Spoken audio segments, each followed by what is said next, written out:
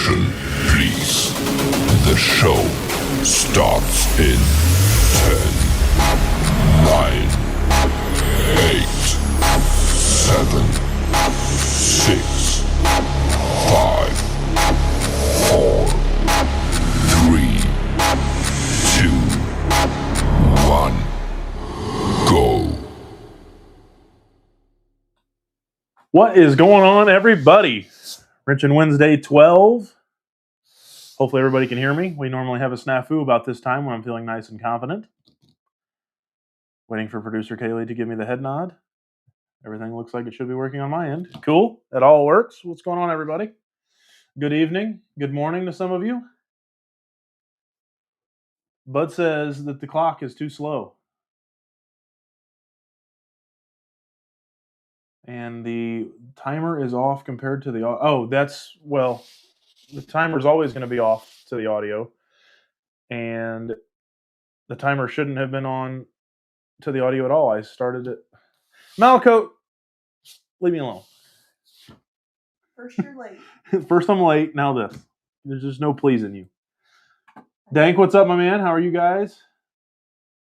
Bud says I have a slow ass clock. That's fair. Yeah, I didn't get a chance to make the video today, so I wasn't sure what time we were starting. I believe the video said around 8, so is what it is. Oh, Dirtable Racer, what's up, man? Good evening. How are you?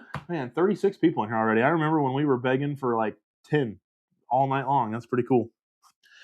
We got a pretty cool show for you guys tonight. What we're going to go over is scales. I have my scales set up here, as well as a screen share of my phone. So what you can see from the scales, if you have the this set of scales, which I know a lot of people have. These, they say Power Hobby, but they come with, I believe it's a I'll have to look and see what the app is, but I think it's like RC Gear or something like that. But we can talk about that once we get in there. But yeah, how did everybody do this weekend? Where's everybody going next weekend, or this coming weekend rather?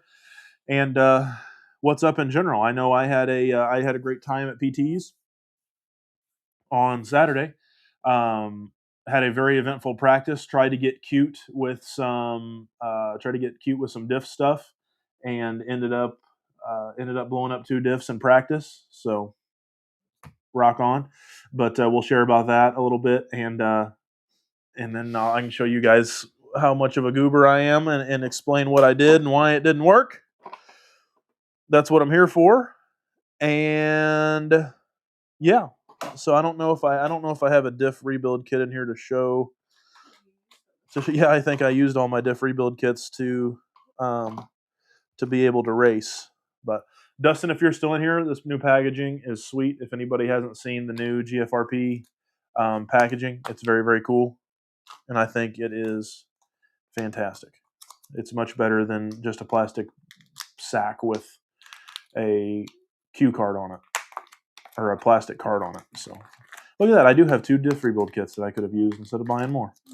Well, luckily luckily Tom Tennis will be able to put his kids through college more, because I forgot I had this. So all good. All good. Yeah, it was kind of a disaster, honestly. And then so also, guys, don't do this. So one of the massive things that you never do, and I learned this the hard way, is if you look at your sheet, the lineup sheet, and you see that sprint car is first, and you're like race 20 in sprint car, I highly suggest. And then so if your sprint car is race 20 and then your late model is race 34, can I make the simple suggestion to not redo if you have 2 blown up diffs, don't rebuild the late model first. Don't ask me how I know this information, or ask me where I accounted for this information. It's just a feeling, and it's just my personal opinion. Again, if you blow up the diffs in both of the cars you brought to the racetrack because you were being cute and trying something, Both of them are grenaded and feel like your toes walking through the beach. You look at the sheet, and your sprint car is race 20, and your late model is race 34. Believe me, and don't ask why. There's no reason to ask why. But just trust me when I say rebuild the sprint car first. And that's all I'm going to say. That's the only hot take I have about the matter. And that's it. We can kind of leave it at there. We can leave it there. So that's where we're at. What's going on? Excuse me. Dylan, what's up, my man? Dylan's in here. Ross May. Your boss would be disappointed. What would my boss be? That I'm late? I was. Or my boss disappointed that I junked 2 diffs? My boss was pretty torqued that I junked 2 diffs. All of the above. And the best thing is, especially when you take your boss to the racetrack like I do as much as I can when she's not working, the best thing you can do is once you miss the sprint car race or your sprint car seating round and you start getting upset at yourself because you feel like an idiot that you rebuilt the late model first and you were literally like, I'm talking 15 seconds from being able to actually get on the track. The best thing to do is, out of all the scattered mess that you just threw around because it's a disaster, and now literally everything you own is all over the floor, the best thing you can do is then throw a fit and throw your car on the ground. Not hard, but lightly toss your car on the ground and make sure that it lands on the only bin with all of the bolts in it that's open. Talking about a disappointed boss, the bosses really love it when you do that. So I'm gonna leave it at that. That's really no story to it. Dylan said he did terrible. Nobody cares, Dylan. You're like, you win. You're a winner. You're a proven winner. They're Sky RC gears with the for the scales. So thank you, Dirt Oval. Chris Stagner, what's up, man? Good to see you. Brian Liebig. He said he's going to miss this weekend, but next weekend he's going to M&M at Glendale, Arizona. Very cool. That's awesome, man. I bet it's much warmer in Glendale than it is here in Indy for sure. Congratulations to Chris. Chris said he went to Slideways and won Masters Sprint. Very cool. I think there's a bunch of people, from what I hear. There's a ton of folks going down to that's going on to Slideways this weekend. So I think Slideways is going to be a big show for sure. Pretty much everybody I know is going down there. So I would really like to go. If we have some plans change, maybe I'll be able to make it. We'll see. I doubt that I'm going to make it, but I really want to. Casey Bass says he took third with his brand new 13.5. Congratulations, man. He's taking this weekend off and then back at it for points next weekend. Very nice. Malakote. Does it really matter what you did first as long as both got done? It does. The order does matter, Dustin, because I missed seating in sprint car. So I guess seating doesn't necessarily matter. And I ended up doing pretty good in seating. But yes, it does. It technically does matter. There needs to be a cam for Kaylee when you're rolling your eyes. Yeah. We need a that would be cool to get a Kaylee cam on the casting couch we have in here. Only half the people's going to get that one. Rob, what's up? Rob from Canada. Good to see you. Ross May said, but why? I'm assuming but why throw things? Just because I was upset and I shouldn't have. Why blew up diffs? Because I was trying to be cute. And we'll cover that in a minute. But I was trying to be cute with this little setup and update. Update it, don't not work. Oh, Dylan had my back. He told Dustin it does matter. Oh, Schroeder, but why? And then the best. Okay, so Anthony's gonna open up all the can of worms. So I'm pretty sure when Danta comes down to my pit area at this point, I am third knuckle deep in this diff rebuild, like real bad. I mean, still everything is all over everywhere. And Danta comes in with the shit-eating smirk on his face, and I am frazzled at this point. And Danta goes, just like he posted right here, got any diffs? Got any diffs I can borrow? So that was real fun. We love that. We love that for us. And actually, I did. I had an extra diff that I had already built that needed rebuilt too. So. Ross says all of the above, boss. They must be able to hear you a little bit when you say all the above. Oh, that's why you have spare diffs and the diff cases. That's fair, Dustin. I'm just waiting for my GFRP money to come around, and then I can then I'll be able to have spare diffs. But until then, I got to wait until I can blow them up. So, it is what it is. We all ain't got it like that sometimes. So, you know what I mean? Jim, excuse me, can't stop coughing. Whoop, I clicked on somebody's comment. Nope, yep, maybe. All right, here we go. Let's see. Jim says howdy from Snohomish, Washington. So, Jim, I know somebody from Snohomish, actually. Why are you laughing at me? I know.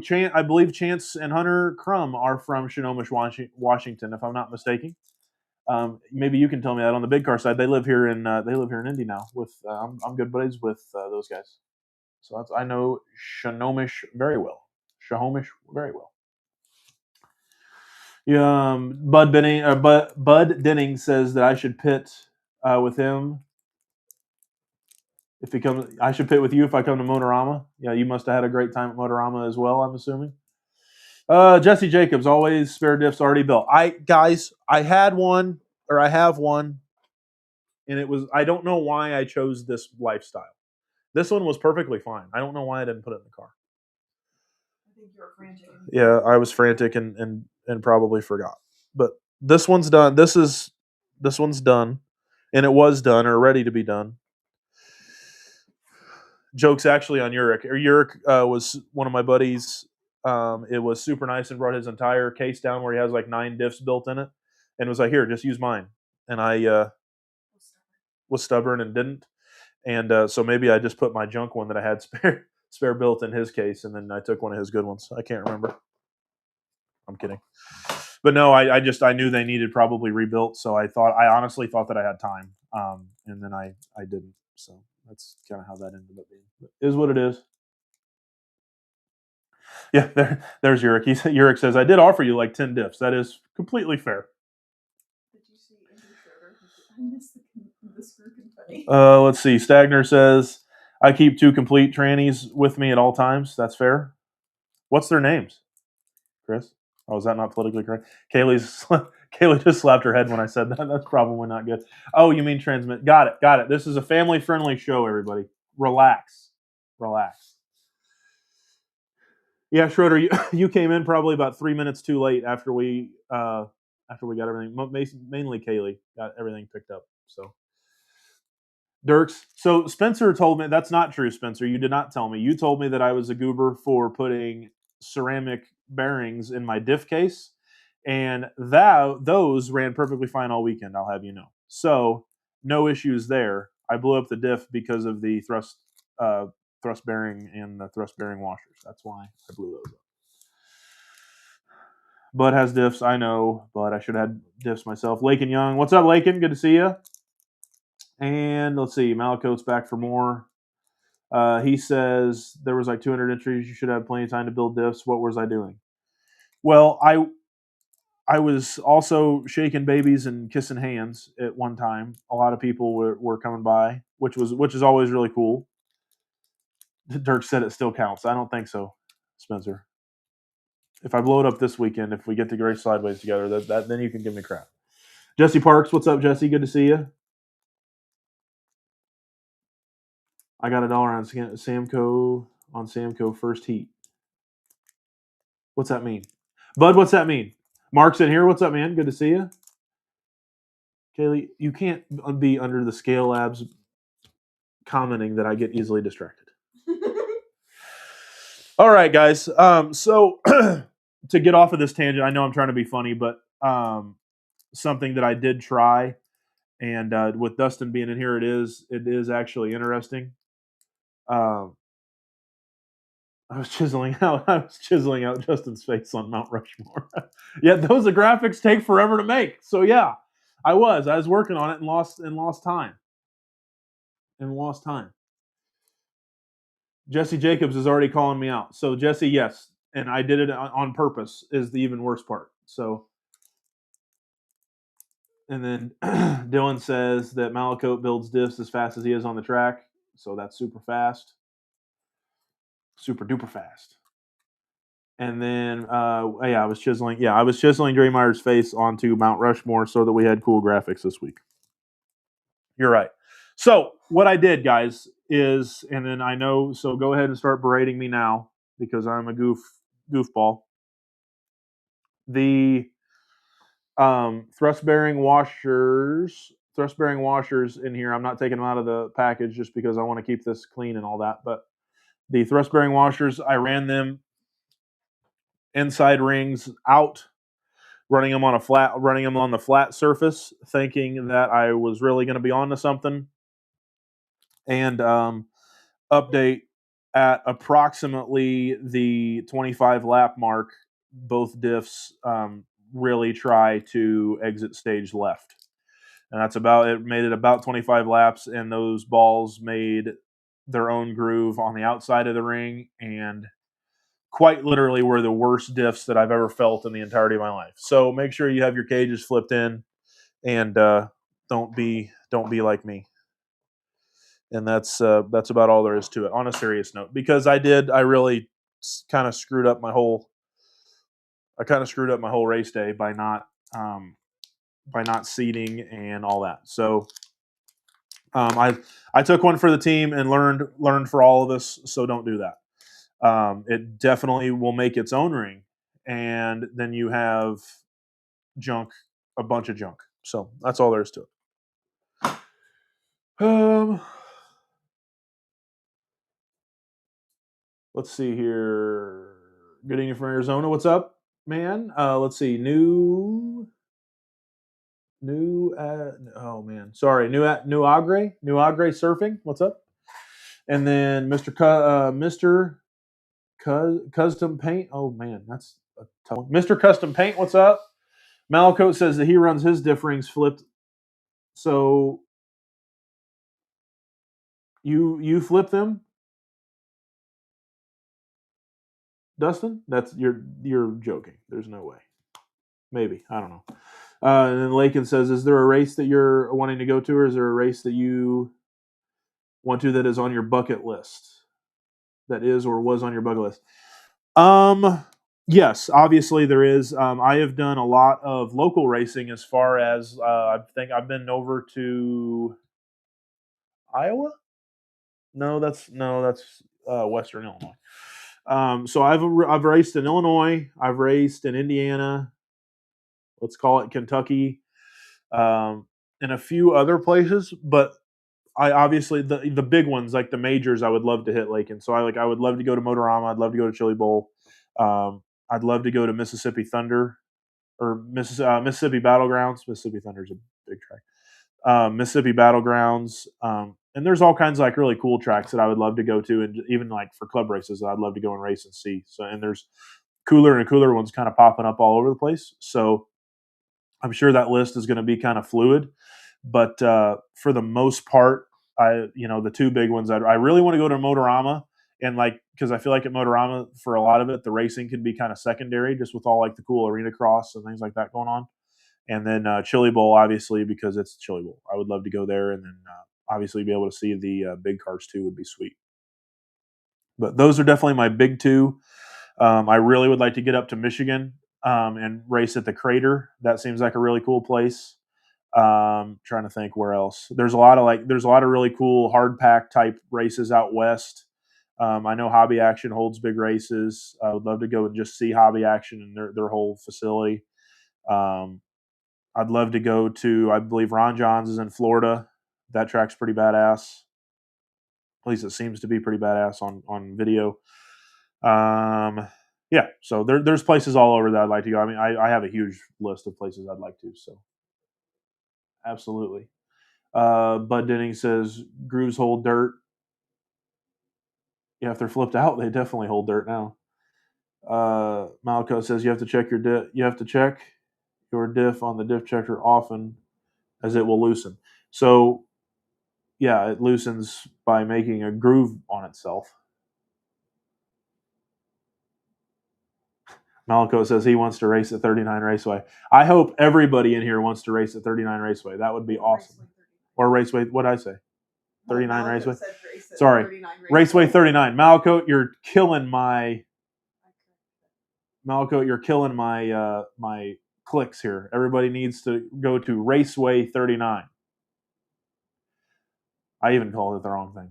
Damn it, Malaco. No, that's why I corrected you. Mike Woods, is there any difference in performance between running the cage bearings or not? Mike, I have ran both, and I can't tell a gargantuan difference. I think the cage bearings are just quicker and easier to build, obviously, number one. But I can't say that I felt a huge difference from cage to not cage, for sure. Lakin says, same boat here. So many cool tracks. Absolutely. There absolutely is. Let's see. Stagner, I would like to go to the crater, but probably won't make it there. Yeah, I mean, at some point you will, Chris, if you want to, obviously. The crater just seems like a really, really cool place. It seems like a very, very fast track. So that would be pretty cool to see and get to do. So. Oh, let's see. Greg McCord. Meanwhile, everybody else in the country just wants to make their. So that is fair, Greg, and I am definitely spoiled. I am definitely spoiled in the fact that, PTs is like a regular, kind of like my home track, especially in the wintertime. It is basically my home track. So, yeah, if anybody in here hasn't been to PTs, like PTs is the place. And I think myself and a lot of other people take PTs for granted just because we kind of have it, quote unquote, in our backyard. It's still 2.5 hours for me, but it is, it's the closest thing. So. Malaco's now calling it Tri-West Raceway. Go drive his car on the track. Malaco, everybody complains about how close tracks are. All these Illinois guys and stuff complaining about how close all their tracks are. Me and you could have a real Garfunkel going on. If you do a Tri-West Raceway, we could hear each other's PA systems probably. That'd be pretty good. Let's see. Mr. Customs Paints, he says ball diffs are his nemesis. Yeah, they can be for sure. They can be very, very finicky, to say the least. But all right, guys. So I don't want to keep everybody up super late. So let's go ahead and get into it a little bit here, and let me get everything going here. Kind of got to be creative on how we do this. Okay, we got that. Cool. And then also, guys, speaking of Raceway 39, while everybody's in here, we do have some really, really cool updates about Raceway 39 and some really cool things to talk about here coming up. So if you wouldn't mind, please stay once we get through doing scales and showing off scales and things like that. Please stick around because we have some cool stuff to talk about with Raceway 39. So, alrighty, here we go. So this is a sprint car that I ran at PTs this weekend. It is still has a battery in it. Well, I put a battery in it for this, and everything is in it and ready to go. So let me get my link controller here, and we can. Boom. Okay. Normally, that inverts itself. Give me a second. Oh boy. Here we go. Interesting. So normally this thing inverts itself. Give me just a second here, guys. Sorry. So maybe we need to do it like this tonight. There we go. We'll just do it like that.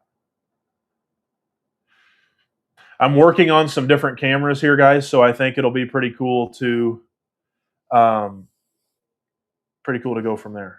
Schroeder says, don't tell me you changed the schedule. No, I did not, Andrew. No schedule change or anything. We just have some cool updates is all. Really, really cool updates. So Malaco says, screw the scales. Malaco, you're going to have to stay the whole time then. We'll get through the scales quickly. Chris says he's 20 minutes from Oval Office and he considers it a home track. Yep, absolutely. Bobby, don't worry about my tires. These things are primo, so don't worry about that. I'm letting these things soak in, get real nice for next weekend. Bud says that thing has F1 downforce to hang from the ceiling like that. Yeah.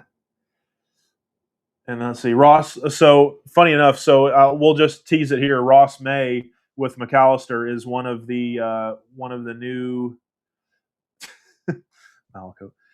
Ross May with McAllister Racing is one of the next after Nathan Dean this week. He is going to be one of the next podcast guests, and Ross, I think it's safe to say that the entire experience was relatively a disaster getting it started. So Ross tested me in every single way that you could, basically, on making sure that we had. I checked all of the technical difficulties, put it that way. So for now, yeah. And then I'm working on a new camera setup for this whole deal, so that we can get a proper top down view, and then maybe a front view as well. So we'll see how that goes as we go. So scales chat overrated. Next topic. We're gonna lose Malaco before we can even tell him all the cool news. But Malaco, you have one of the nicest scale setups that I've seen with how you do your scales. So you have no room to talk as you take up half your pit area with your scales. Let's see, Schroeder. He knows how to keep a crowd. I don't know about that, Andrew. I'm certainly not doing that on purpose. I just want to get through the actual fun stuff first. So first things first, if you have a pit board, grab your pit board. This will make life a lot easier. One of the things that I'm going to be doing here sooner than later is I'm going to take one of these pit boards, since I make these pit boards and I have them in black and white, but I am going to actually mill out pockets for all of my scale pads so that we actually have them, because if you don't have them, it can be somewhat of a bear to get all these correct. So yeah, it is what it is. And okay, guys, so let's go over here to screen share. Boom. There we go. All right, we're getting fancy now. Hopefully everything shows still. Yeah, okay, beautiful. All right, so what we'll do first here is, yes, make sure your scale pads are level. That's why, so to Malacote's point, that's why we like to, that's why we use this pit board, is to make sure these things are as level as possible and go from there. So left front and right front. All right, so what I like to do is get them up on here, get everything situated. Like I said, if you don't have a pit board and with the scale pads already cut out, this can be somewhat cumbersome at times. And we lost connection here. There we go. I think it times out, so we may have to do that a couple times, guys. And then left rear and right rear. All right, there we go. Bada bang, bada boom. And then we make sure, I don't know, hopefully everybody can kind of see. I know that picture is probably super small up top. And let me take off. I don't know why my stupid name has to come up every time. Let me get that off there. 1 second, guys. Sorry. There we go. Let's get that off of there. Bingo. All right. No reason for my name to be on there. Everybody knows what's going on. As long as you guys know Scale Labs, that's all that matters. I don't need my name. So, all right. So first thing I do is I try to make sure everything's as square and ready to go as possible. Hopefully everybody can kind of see on the upper left-hand view.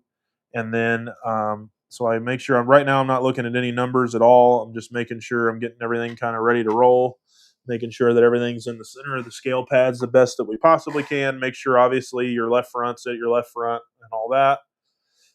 And then I will take the car off,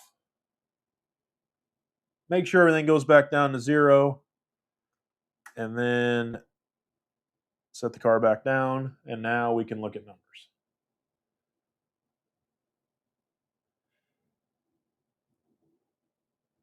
And let's go through some comments real quick. They're talking about Hooks using Dustin's scales.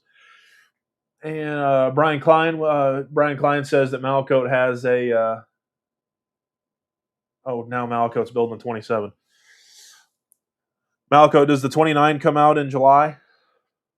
What does that look like? When's the 29 come out? July, August, maybe? That'll be bad. That'll be pretty badass.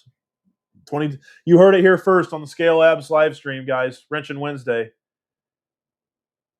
GFRP releases 2029 series Assault, July of 2026. You heard it here first. But anyway, all right, I'm done making fun of them. So here we go, guys. So basically, I mean, realistically, your numbers are all going to be different for what everybody's doing. One thing that I do find to be super duper interesting, and this is a great way to get your car back to somewhat neutral from every now and again. July is going to be the 28th. Cool. So what?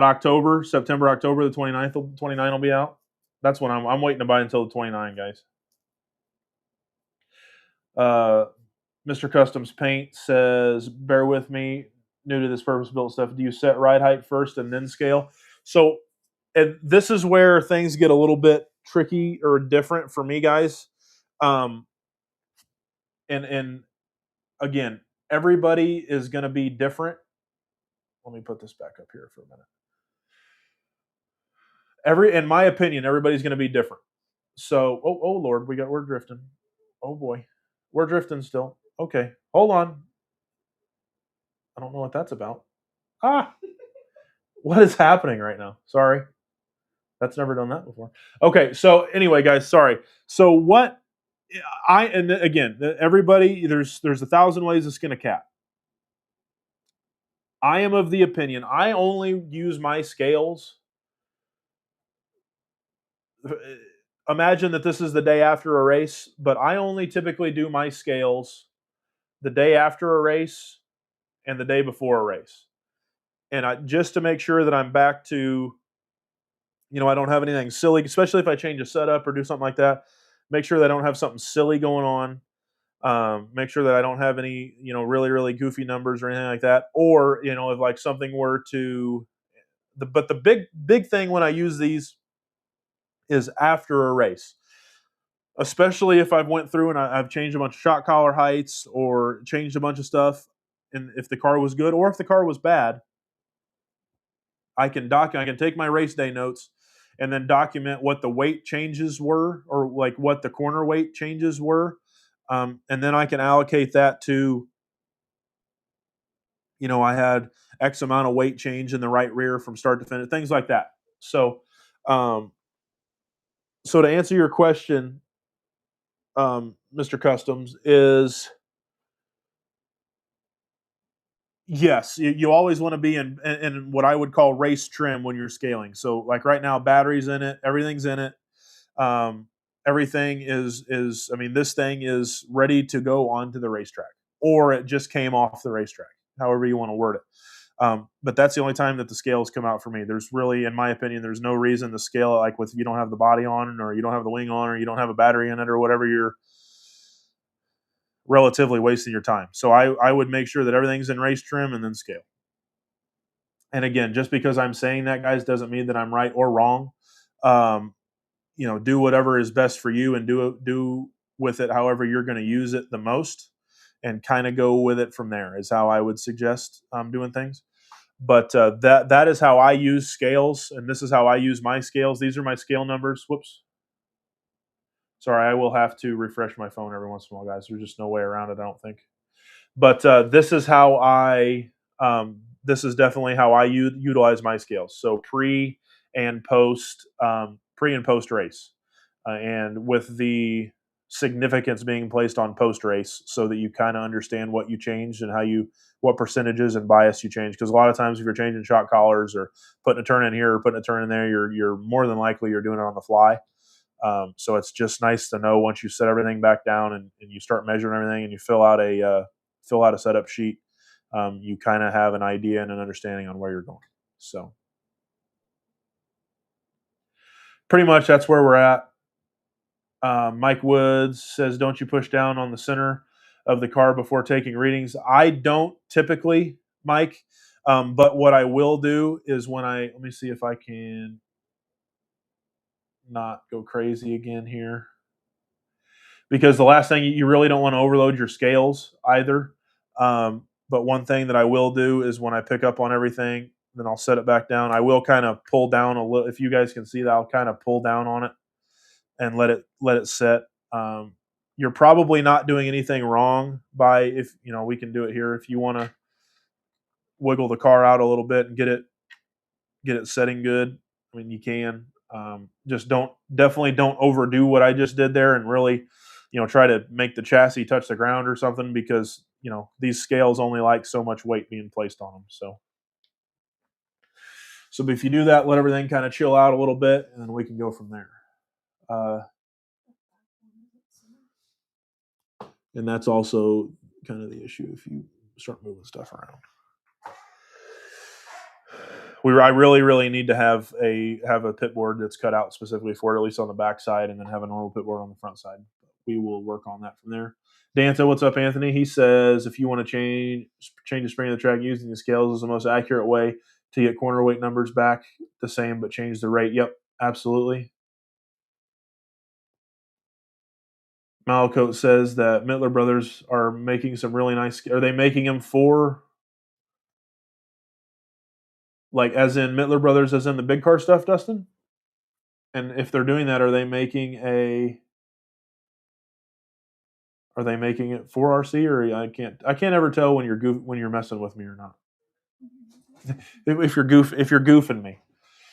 And Andrew says the scales can handle trucking. Absolutely, Andrew. I agree with that. I'm just saying I don't want somebody to come over and just start mashing on the car. That's what I really am worried about. I don't want somebody to come in and really push down. I don't want to give the go ahead on that. That's all I'm saying. I don't want to see people do that. Wow, that's pretty cool, Dustin. We'll have to look into that for sure. In my opinion, Dustin should post his because his setup is like the coolest that I've seen for sure. It's cool to use your phone and do all your phone stuff like we're doing, but Dustin has like his readout and everything right on the board. It's really, really cool. If anybody hasn't seen how Dustin does his scales, I highly suggest that. So, Bud Denning says mostly legal speed shop. Not sure. You'll have to elaborate on that, Bud. And let's see, we read that. Not yet.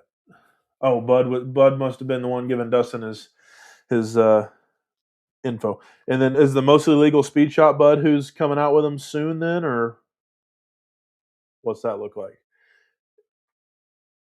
Robert Fulmer, Mittler Brothers is actually making them again. I knew they did it once. Cool. That'll be really, really neat to be able to see that. Then I'll like that. It'll be cool to have another player in the game for sure. But anyway, guys, so this setup should be pretty standard for me. Honestly, it's hard for me to see it. Oh, got it. Okay. So Jim says that Mostly Legal Speed Shop has a really nice scale board. I may have to look into that now, so I don't have to make my own. That would be really, really nice. I don't have to mess with it and just get a really nice piece that somebody's already worked on. And then Bud says longer scales aren't around anymore. They were the Mittler. That's where the Mittler Brothers scales are. Cool. Awesome. Yeah, we'll all have to look into that. I think Mittler Brothers obviously will make a really nice piece, so that'll be super cool.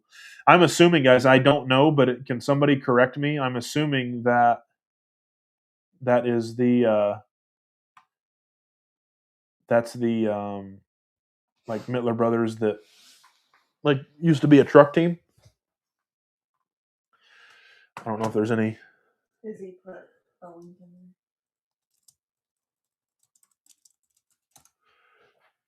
Thank you, Izzy. Oh, cool. So yeah, that is most 100% definitely the Mittler Brothers that we all know. So that's cool. That is very cool. All right, guys. So anybody who's in here, let's go back here real quick, and we can do a. Let me duplicate this. Go here. It's back on.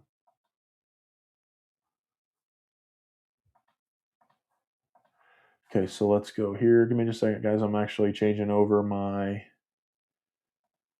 Changing over the screen share settings here. And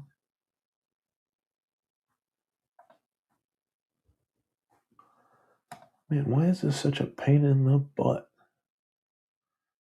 See, now it's gone. What a weird thing.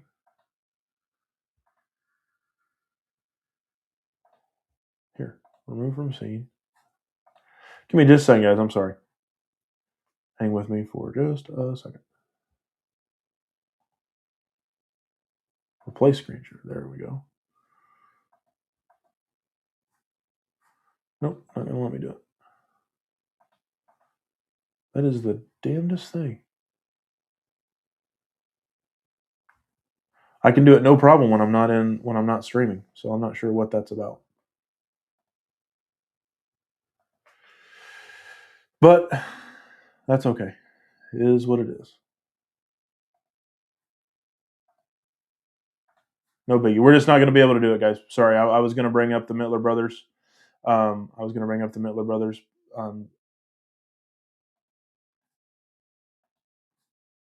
Screen or Mittler Brothers webpage here, but it doesn't look like we're going to be able to do it. So that's all right. No big deal. Izzy put it in there, so he can definitely check it out. So Ryan says way better stuff in today's time. What's up, Ryan? Well earned on grain scales, cardboard pen. Yep. Solar powered calculator. That's right. Especially on the big car stuff, grain scales still. There's a lot of teams that still use grain scales. Let's see. I have most legal setups. Scale setup board on order. They're coming out with carbon scale for. That's cool. Very nice.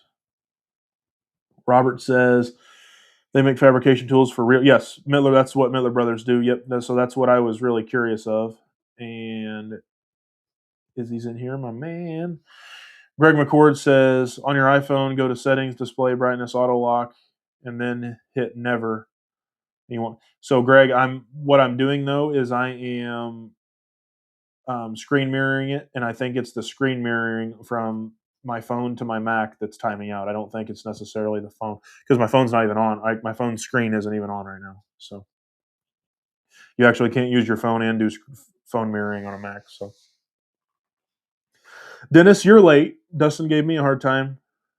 You're late in here now. So anyway, guys, what I want to show though, and one thing that I think is really, really cool. So I keep bumping my table, but so for example, what I'm gonna do is I'm gonna make a turn so everybody can see.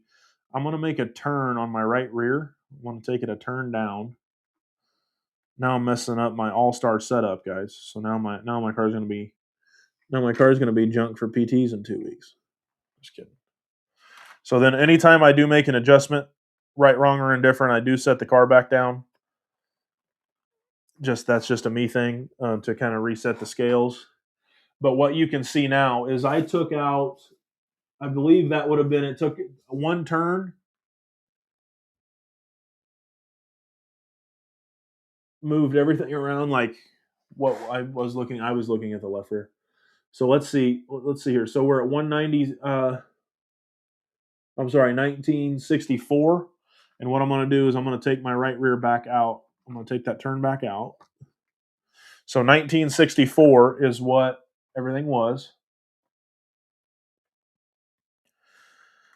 And then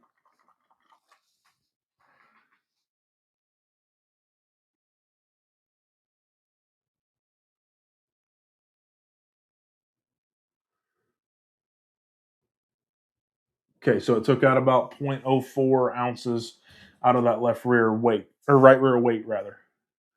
Malaco says, turn your front wheels a little and show how much caster affects the scale numbers. Most will be shot. Yes, absolutely. So, all right, guys. So what I'm going to do is these cars turn to the left. So we'll clock them all the way to the left. Reset the scales. Cars turn all the way. Oh, just a second. Cars turn all the way to the left now.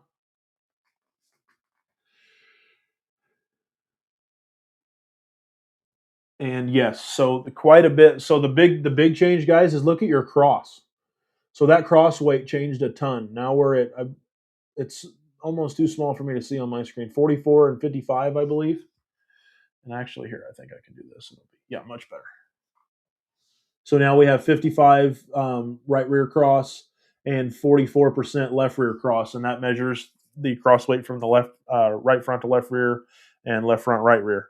So now what I'll do is I will straighten the wheels back up, and we said it was 44 and 55. Now check it out. Now we're going to go to basically even. So we're talking about a total switch. You get 6% back in the front on cross, and then you lose 5% in the rear. So that's super duper interesting just by seeing that gain. And there we go again. So now we're fully turned to the left. So anytime you guys have your cars fully clocked to the left,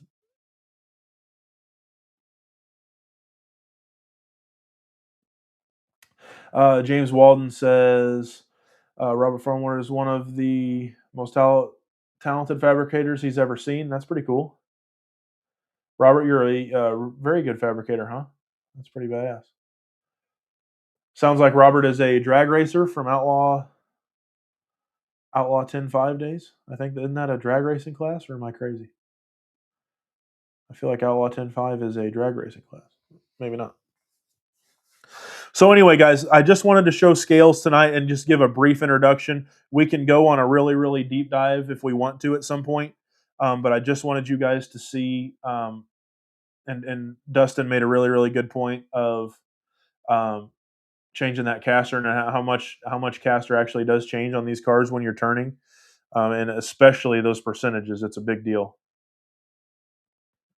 And let's see, the caster gain is the reason that I scale my cars with them powered on, the slightest turn in the wheel. So that's a great point too, Casey. That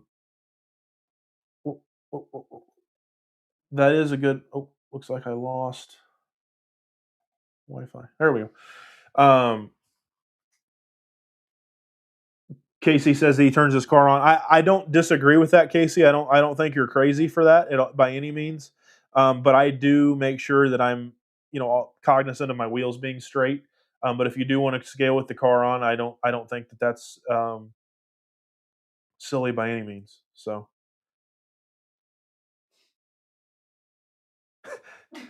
Dustin says not now. We got Raceway 39 to talk about.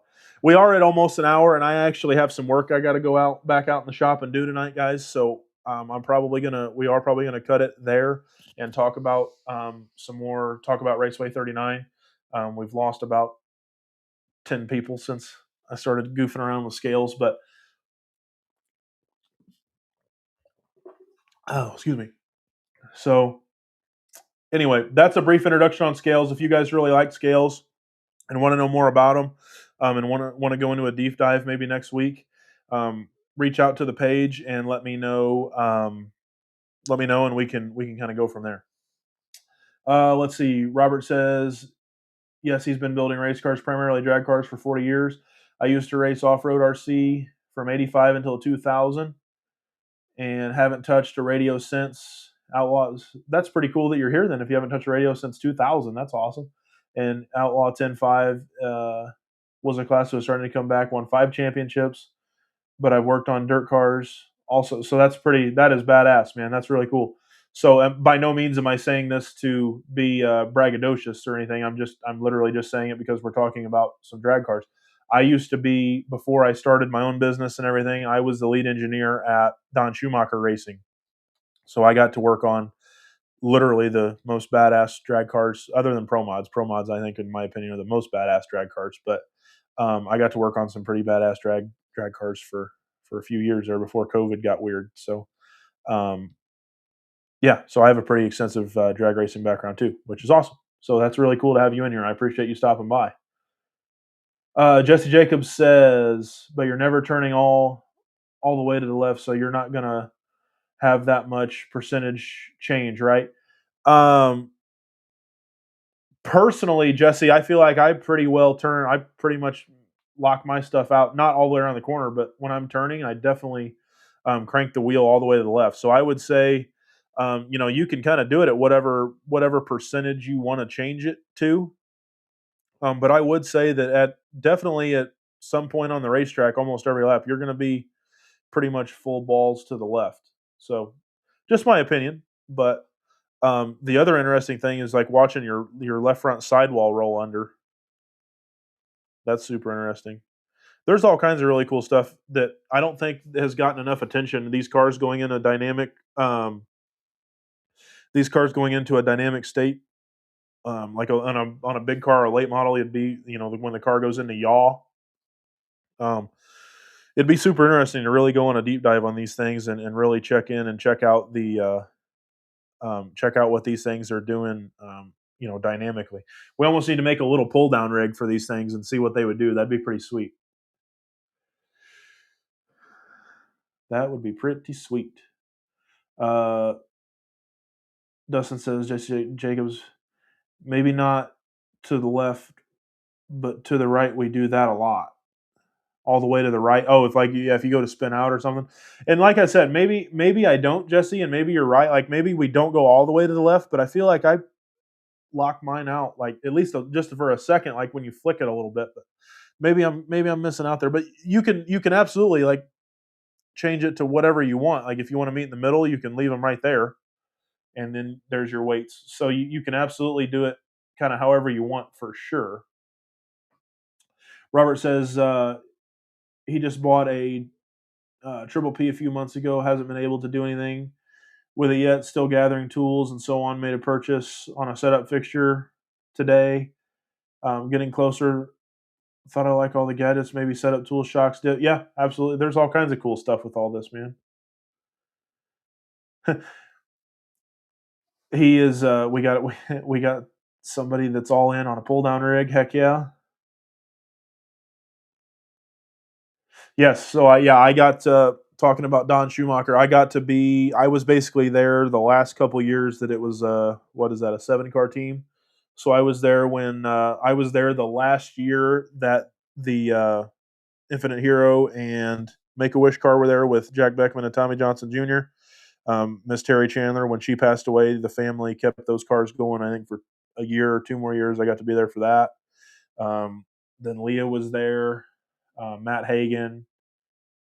So there's 4 Caps, 5 Antron, 6. And I think so. Maybe it was a 6-car team.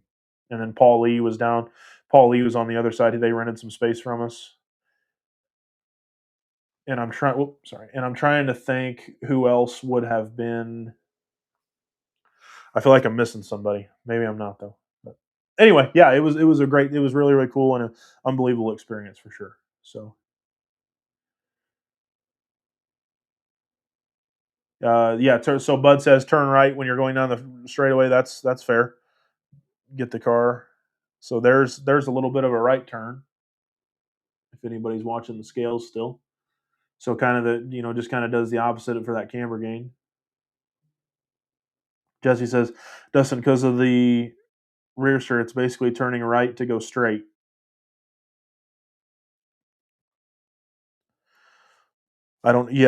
Somewhat for sure. So, but anyway, guys, okay, we're about to pass over an hour. Let me pull this thing off and get this out of the way, and then we can talk. We have a couple Raceway 39 updates. So, and I actually have some slides up, or some slides for it. So let me get these scales off. Definitely going to look into the Mittler Brothers scales because those things look pretty sweet. And then I know I'd almost like to copy how Dustin has his, because Dustin's setup is pretty slick on how it's all integrated into one board. You just carry one board in and then you got it. So I like that a lot. Keep that right there. All righty. So,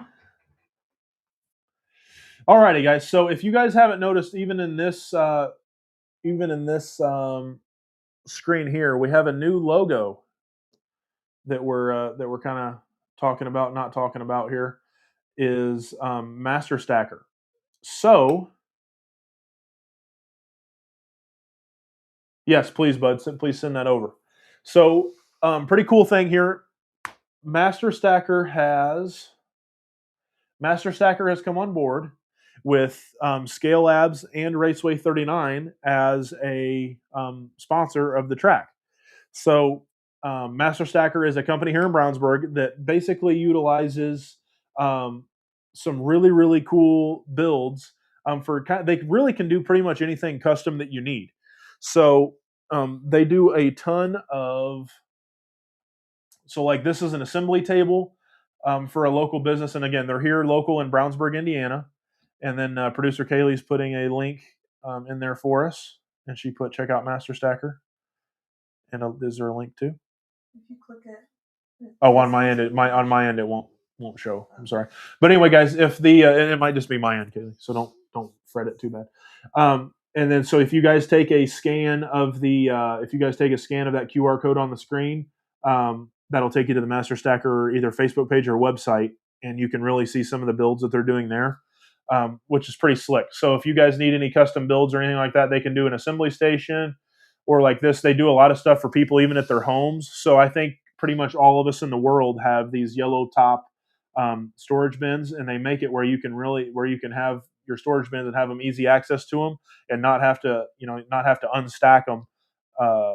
You can master stack them, and so that way you don't have to unstack them each time you want to get into it. You can just slide it out and slide it back in. And honestly, this one that's pictured here is a smaller one. I've seen they've built them where they have, an ungodly amount of where you can put it on. I've seen ones that are like the entire length of the garage before. So pretty slick stuff. So let's see. James says we will be in Lufkin in July. Robert, for Casey Smith's event, RC Southern Dirt Nationals. It was an inaugural event. It's an inaugural event in their expo center. Jason, you'll have to send me that info. I can try to look it up, but if you wouldn't mind sending me that info, I would love to maybe check that out. That would be cool.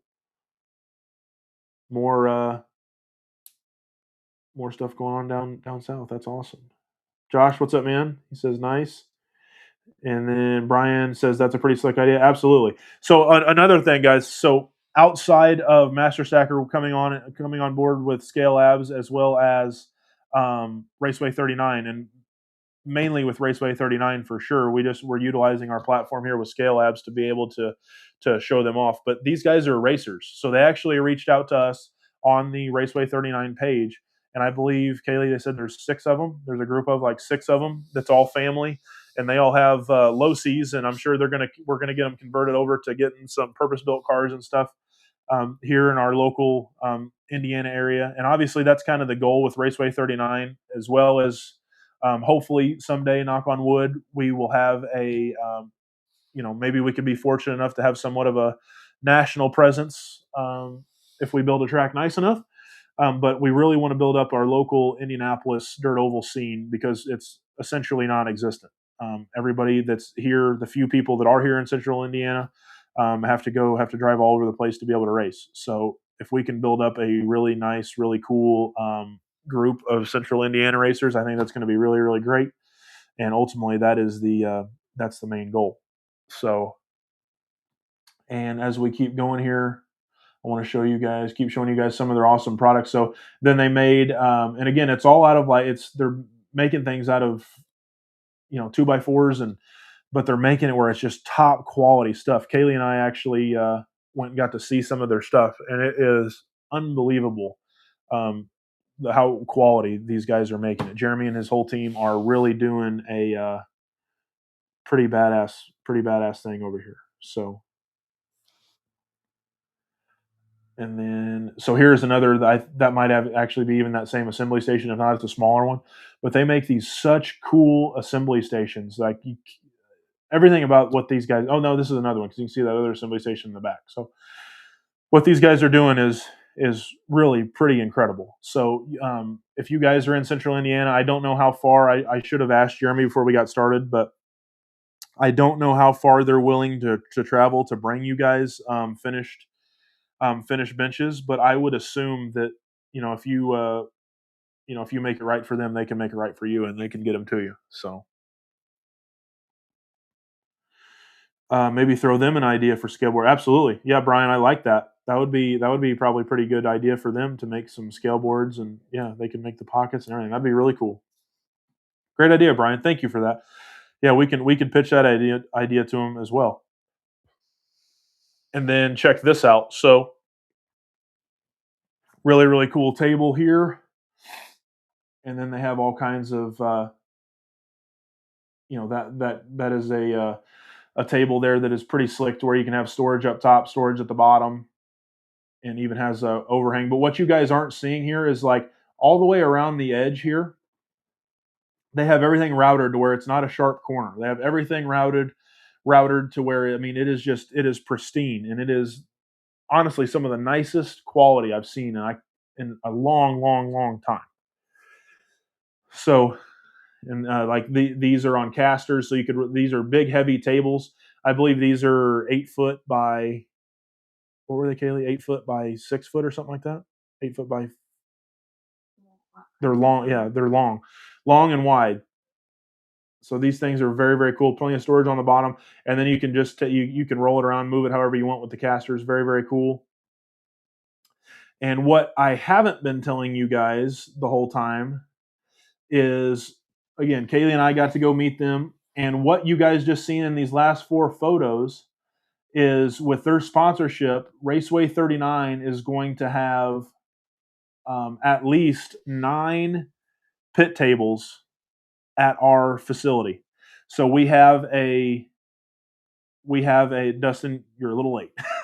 Dustin just guessed like the very last second when I started talking about it. But so yes, Dustin and everybody else, these are going to be our pit tables at Raceway 39. We're going to stain them. Everything's going to be stained with a nice, thick, good quality, and we'll paint them as well. Underneath the overhangs, we're going to have really bright LED lights. There's going to be onboard. There's going to be onboard power as well, and we're going to have 9 of these that can kind of roll around. But the cool thing about Raceway 39 is we're going to have indoor pitting for our outdoor track. So there's going to be 9 of these at our facility. So if you come and race with us, and it's 4.5 million degrees outside, we're going to be inside with air conditioning. And if it gets cold, we're going to be inside with heat. And then obviously, if it's nice outside, we'll have the big doors rolled up. And as always, if you want to be outside as well, excuse me, if you want to pit outside, you're more than welcome to do that also. But this should allow us to have, the goal is to have 2 people per side at these tables. And we're getting 9 of them. So 4 times 9, if my math is correct, that's 36. So we're going to have up to 36 pit stations. And these are long and wide enough to, if we need to have 3 people, we can have 3 people. 3 people would be kind of cramped, but we can most definitely do that if we need to. So that would be pretty slick. But hopefully we're going to keep it to 2, and then that would give us 36 indoor pit spaces for people. Assuming everybody has 2 cars, that puts us at 72 entries. That would be really great for our track. So, but yeah, so that's kind of the big news for the track, guys. We have all of our dirt is in staging and ready to come over. We have a lot of people that is working with us to, so we have equipment to get everything ready. But we have dirt staged. We have pit tables now. So we have all kinds of really badass stuff to be able to bring to you guys as Scale Labs and as Raceway 39.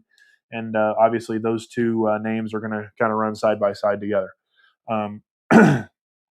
Also working on a few things inside as well for some fun racing that we will kind of leave right now. But wink, there could be some cool stuff going on inside to race as well here in Central Indiana. So I'll leave it at that for now until we get some more details there. But as we're going through, just want to say thank you again so much to Jeremy and the entire Master Stacker family. They've been nothing but great to us. And again, them reaching out to us and wanting to do something made it even that much more special, because we feel beyond blessed. We haven't had to reach out to a single person. So many people have reached out to us and wanted to help and wanted to be a part of this. We're we're beyond thankful for everybody. So, but that kind of does it there, guys. I just wanted to kind of show off the scales. If you guys really enjoyed this, make sure you check us out. Send a message over, and we can go more in depth on scales and actually make some changes and do some tuning there. They are definitely great benches. Thanks, Jason. And if you guys need any tables, workbenches, storage needs, anything like that, please scan that QR code. Reach out to Jeremy and the Master Stacker team here in Brownsburg, Indiana, and those guys will take care of you without any doubt. Outside of that, guys, we're signing off. I appreciate you all so much. Thank you all for hanging out with us on another Wrenchin Wednesday. This was a quickie tonight, but just wanted to be able to bring all this to you guys. We'll get more in depth kind of again next week when life kind of settles down a little bit. It's been very, very hectic around here. So don't forget tomorrow on all of our Scale Labs podcast channels, Spotify, YouTube, and Apple Podcast. Episode number 7 comes out with Nathan Dean. So everybody's been super duper supportive of Nathan Dean and all of the clips that we've been posting this week. So look out on your drive to look out for your drive to work tomorrow, or your drive home, or drive out to the racetrack, or whatever it is, and listen to Nathan Dean. It is a unbelievably great podcast. Nathan is an unbelievable human being, and can't thank him enough for his time. Can't thank everybody that's been on the podcast enough for their time. It's going to be we have a bunch of episodes already recorded that's going to be really good, and they just keep getting better. So after Nathan, we have a couple more guys it's incredible. So again, thank you guys, and we'll go from there, and then I will see you guys on the next one. But see you guys tomorrow on the podcast, and yeah, so appreciate you guys, and we'll see you on the next one. Thanks again. If you need anything, shoot us a message. See you guys.